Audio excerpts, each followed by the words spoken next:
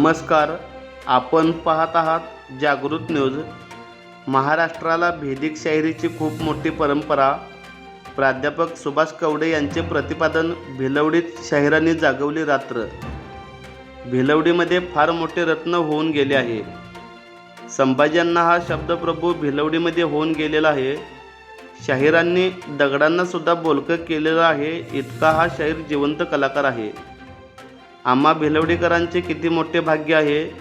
त्यांच्या प्रेमापोटी त्यांचे कवन घेऊन त्यांची भेदिक शाहिरी कला रात्रभर भिलवडीच्या पांढरीमध्ये जागवता.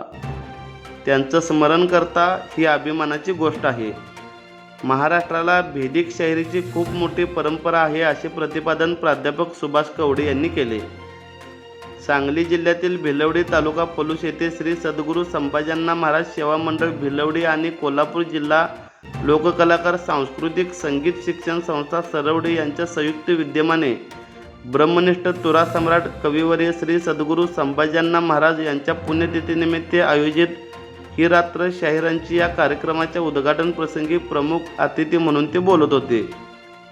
यावेळी व्यासपीठावर प्रमुख पाहुणे म्हणून जिल्हा परिषद सदस्य प्रतीक पाटील, लोककला व लोकनाट्याचे अभ्यासक डॉक्टर संपतराव पार्लेकर, प्राध्यापक आबासाहेब शिंदे, डॉक्टर शाहीर देवानंद माळी, शाहीर सखाराम खोत, शाहीर बबनदादा चौरे, शाहीर संभाजी माने आदी मान्यवर उपस्थित होते.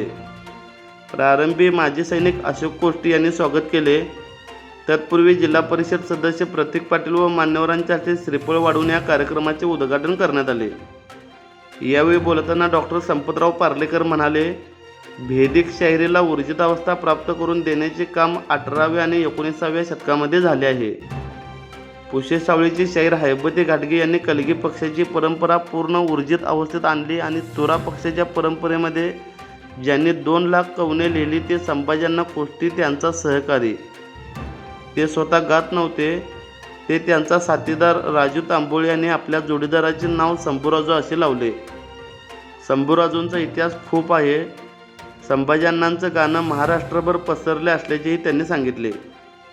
या प्रसंगी प्राध्यापक आबासाहेब शिंदे, बबनदादा चौरे यांनी आपले मनोगत व्यक्त केले.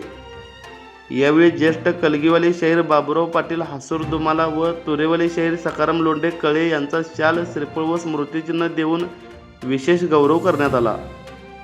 या प्रसंगी जयवंत रणदिवे दिगंची, शाहीर रामचंद्र जाधव मिरज, बाळासाहेब पवार आंबेगाव पुणे, पांडुरंग गवळी खंडेराजुरी, एकनाथ पाटील पासार्डे, रमेश कदम पुशे सावळी, पांडुरंग टिपुकडे राशिवडे बुद्रुक, आनंद पाटील कौलव, पृथ्वीराज माळी सांगली, नारायण मोरे म्हाळुंगे, हिंदूराव पाटील सोन्याची शिरोली, बाळासो चौगुले पनोरे आदी शाहिरांनी खड्या आवाजात भेदिक कलेतील गण, गवळण, साकी व पद प्रकार सादर करीत रात्र जागवली. पहाटे 5 वाजता गुरुमाऊलींची आरती केल्यानंतर कार्यक्रमाची सांगता करण्यात आली.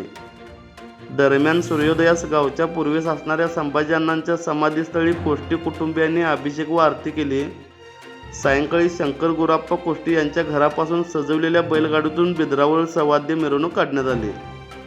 या मिरवणुकीमध्ये कलावंत व ग्रामस्थ मोठ्या संख्येने सहभागी झाले होते. समाधीस्थळी आकर्षक विद्युत रोषणाई करण्यात आली होती. शरद जाधव यांनी सूत्रसंचलन करून आभार मानले.